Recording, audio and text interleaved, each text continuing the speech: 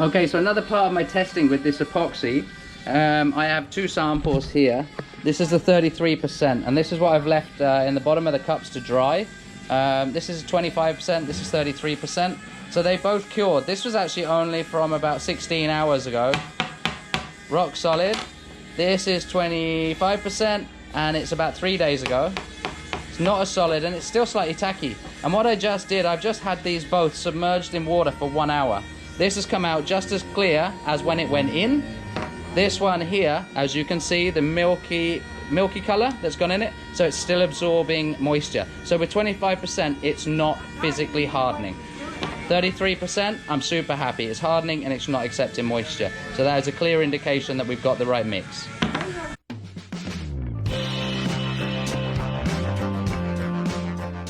Hi, I'm Erica, and this is my fiance Davy. We are living aboard our new to us hurricane-damaged catamaran, Barefoot 2.0. We met in Fiji 3 years ago and have experienced so many beautiful places together.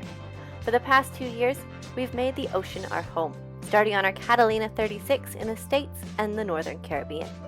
We hope to one day circumnavigate the globe, but for now we are fixing our boat one step at a time. Subscribe to our channel to follow our journey. When faced with a challenge, look for a way, not a way out. Okay guys, so we're trying to find the low spots so I can build this up more. So as you can see, Erica here, she's pushing way too close. You need to be there. That's it. So with this post, what we can do this, it's flexible, it's just a piece of PVC piping. As she goes down, I can see where the low spots are, so I can mark it with a Sharpie. Okay, so it starts with there. Yeah, come down a bit.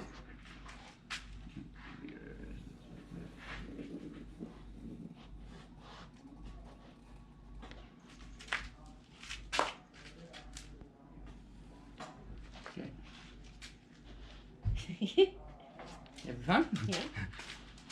Moment. Okay. Keep going. Kind of good there though. Yeah, but it's okay. Okay, I'm only going to go to about here, so I'll just go with that. That's pretty cool. And build it up. And we'll chuck a layer of 16 ounce and another layer of 6 ounce on the top. Alright, so I just laid out that one layer of 16 ounce, and now I've just put an extra layer now of 6 ounce on top of that. Just going to roll it out to get the air bubbles out. These rollers are great, thank you Ron. Saved my butt sending me some rollers.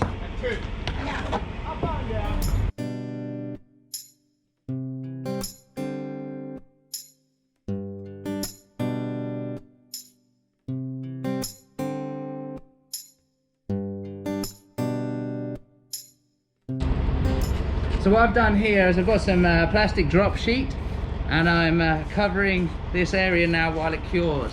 As we found out from our multiple tests and stuff, it seems to be humidity is definitely affecting this epoxy that we bought. So by eliminating the air, and that's eliminating the humidity basically.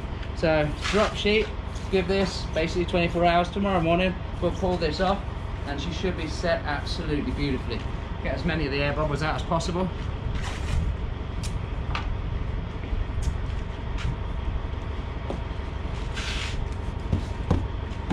Right, there she is, all set up, ready to cure.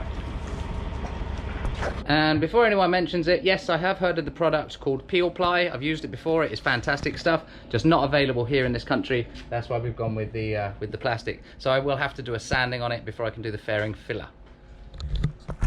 Okay, so today over at Las Vegas, the other marina where we used to stay on the floating dock, they're having an auction this afternoon. It's like a charity auction. Yeah, like a Christmas charity auction. So it's 350 pesos per person. You get barbecue, you get a drink, and then I think it's 50 pesos of that goes towards food baskets for the local children in Lupron. And they're also going to auction off lots of different prizes, so you can auction stuff. There's door prizes, it's donations. Like it's a big event. I think the main reason is to try and create these baskets for the local families and kids.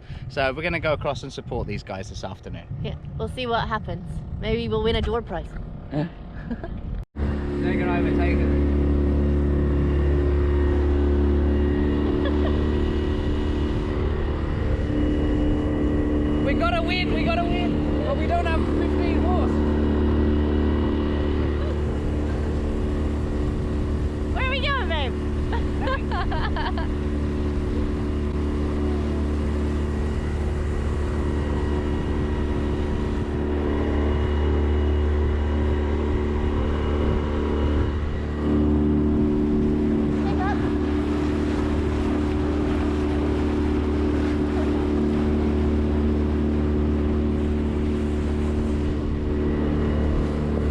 Right, morning guys. So a little bit of a moment of truth. This is the area here that we've patched. What was it again in layers? This was a couple of days back. So we did 3 layers of 6 ounce, I believe, and then 2 layers of 16 ounce, and then 1 more layer of 6 ounce on the top. So I covered it with the plastic to eliminate the problem with the dew time. It gets very, very wet. Also with humidity. So let's have a little look.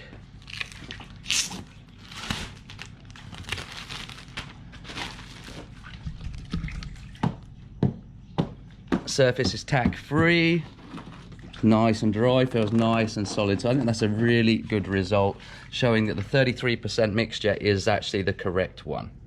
A couple of things I wanted to show you guys as well. Someone's been asking. Remember we did the test with the food coloring. So in the engine room with the 3 areas that there was water, there is no coloring coming out. So this water is not coming from the engine room. But noticing today after the rain, this area here coming down from the sugar scoop is definitely heading to here. So I believe this is just making the area wet up inside the sail drive pocket. And it's just taken a few days every time to dribble back out. So anyway, that's great news because it means I don't need to take the engine out, find a crack and repair it underneath to reinstall the engine.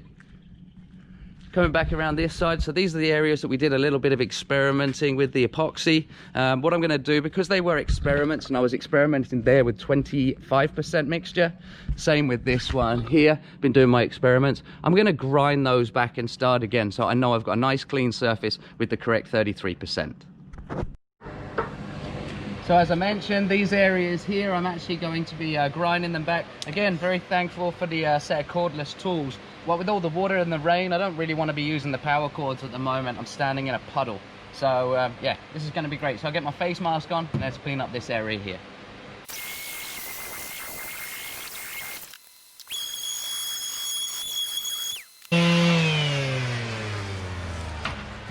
Okay, so this is another great indication. This is an area that had 25% mix on. What are we going back now? Nearly a week, I'm guessing there. Maybe it was 4 or 5 days, 6 days. But it was dry to the touch on the surface. I didn't want to trust it. So I've just started just with a sander with a bit of 60 grit. And to be honest, once you get underneath the surface, it's still kind of tacky and no, it definitely hasn't cured. So 25% was definitely, I think it was more a miscommunication from the, not the manufacturer, but the distributor. Because the 33% areas that I've done this sanding on have not got this issue. It's solid all the way through, so it has definitely cured properly. So what I'm going to do, instead of using the sander on this area, I'm going to use a grinder just to get these surfaces off so that I know we're starting from a good surface.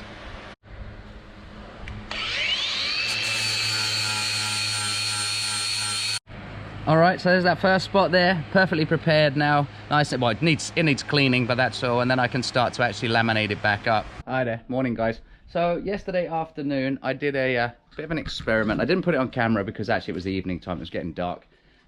What I did, I laid up a bit of adhesive fairing filler, and to make sure it dries without the humidity and stuff that we got here, I've laid over plastic because we don't have peel ply. Thought we'd rip it off and see how that went.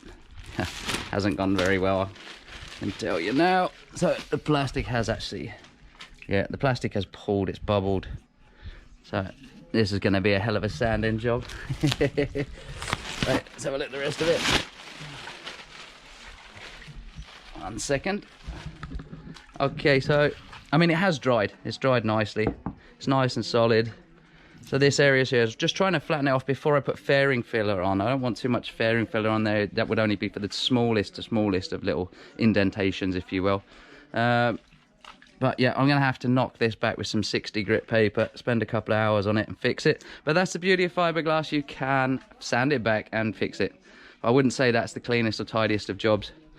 What I'm also think I'm going to have to do, I think I'm going to have to find out how to make a longboard for sanding. I don't actually have one. I know that's the correct tool for once I start doing fairing. And there's going to be a lot of fairing to do on this boat. So that I will research later on. Maybe we'll make a video about making a longboard. So I did this on both sides of the port hull. This side now I've just knocked it back with some 60 grit paper. You can see it looks like a I don't know, what would you call it, like an ant's nest or something. That must be where the air bubbles, or where the plastic had pulled back and created a small air pocket. So I've knocked it back, and yeah, it's looking a lot better. To be honest, it has built up. It wasn't too bad sanding it back to this, but also it wasn't the most fun thing in the world. So I'm gonna have to find another solution to this. Anyway, let's get some filler and fill up those little ant nest markings. What it looks like we got termites in fiberglass, but that's not what it is, so don't worry. Let's mix something up and see what we can do to fix that. Okay, so to repair those areas that I say look a little bit like what do you call termites, what I'm going to do is I'm going to mix up just 100 milliliters of resin with 33% hardener, and I'm going to use silica. I'm also going to put in a little bit of white pigment. So I'm just going to give it a fine skim to go over those small bits, because the rest of it is actually conforming to the shape of the hole quite nicely. So we'll just fill those up with an adhesive, and then once I've sanded that, then tomorrow what we'll do is we'll leave it and then ready for the fairing filler and that sort of stuff, the final very, very thin skim. But we'll do that once I've got a fairing board. So let's mix something up.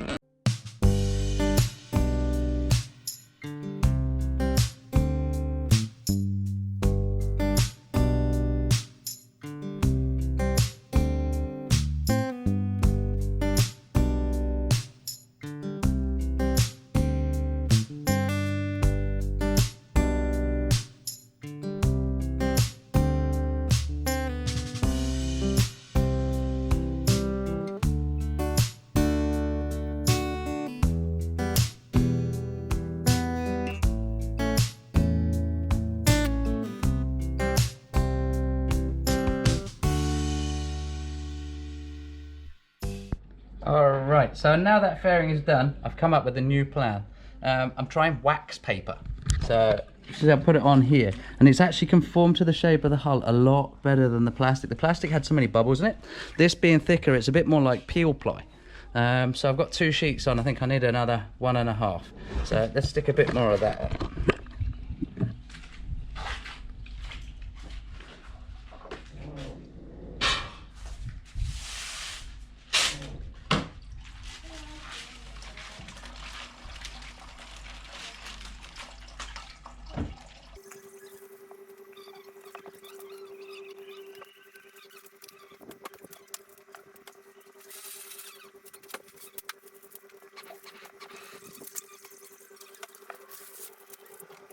Alright, well that looks like it's gone on a hell of a lot better than the plastic went on.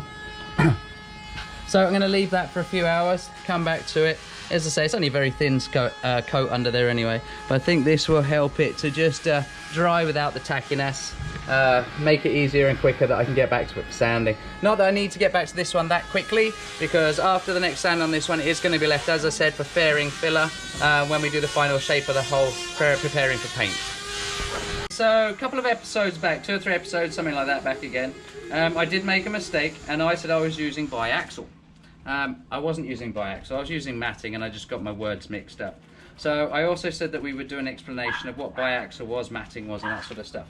So this, what I'm using today, is actually biaxial. So this, what we're actually using today, is biaxial. Now, what biaxial is, I'm going to show you on this piece. So on one side, it is matting, okay, which is then sewn to chop strand. But this is a different type of chop strand. So you guys that are from North America or anywhere in the Americas, okay, chop strand, as you know it, has a glue to hold it together.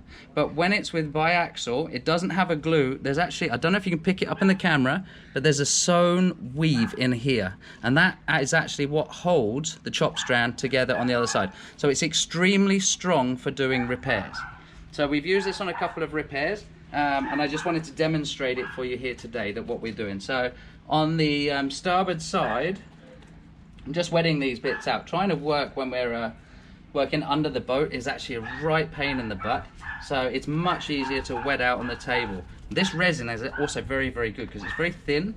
You don't use too much of it. You also want to say that the chop strand that we're using here is actually is okay to be used with epoxy. Yeah, right? So that's what I mean by it doesn't have a glue in it. because the chop strand that has glue holding it together, i.e. not been stitched together, that has a styro something type glue in it. Okay, I'm not the biggest professional in the world. Davy's not good with words. I'm not very good with words. Okay, this doesn't have the glue, which means you can use it with either polyester or epoxy. Whereas the other one that has the glue to hold it together, i.e. it's not stitched to a matting, that one there, it's actually the polyester resin, which melts the glue, which makes it bind together. It can still be used in some applications with epoxy, but under the waterline, nah, I wouldn't use it under the waterline. So anyway, so I'm making up patches. These are the areas that I was doing investigation work just to make sure that there wasn't any damages. Now these areas that I'm working on... Oi! Sorry, Stephen's making lots of noise with the grinder. Well, it's actually a sander. It's actually our sander. So our sander in the background is making lots of noise. Anyway, so these here I'm doing 3 layers to actually get it down into the dip that I've ground out, because remember it's feathered. So I've got 1, 2 and 3. So that'll build it up pretty much back to where we want it. And let's go and slap this one inside. I've already done a few. So I've already done a few here. It's starting to run a little bit. Let's get, I see some air bubbles. Gotta keep an eye on them.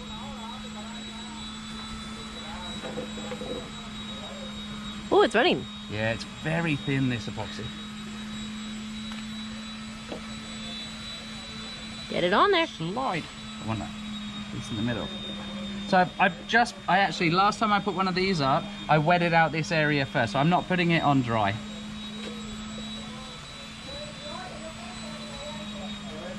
So remember, work those bubbles out. Work the bubbles out. It's an interesting way of doing it. Yeah, right from the middle, work your way out. No, but 3 layers. Well, because 3 layers at once? It's feathered. All right, so working on the table, I can put 3 layers together, work out most of the bubbles, come over here with the wetted out surface, slap it on. One, it doesn't also fall off, because this is quite a heavy type of matting as well. Without it being wetted out, it'll just want to fall down before I can get the resin through it. Okay guys, so this is a bit of a moment of truth. So as you know, we use the wax paper, so we want to see, I want to try and actually get it off as well, because if it works, I want to be able to reuse it. Let's have a look. It looks better. Oh, that looks so much cleaner than the plastic that we used.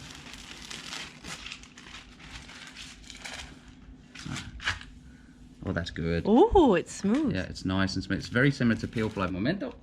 It's stuck. Okay.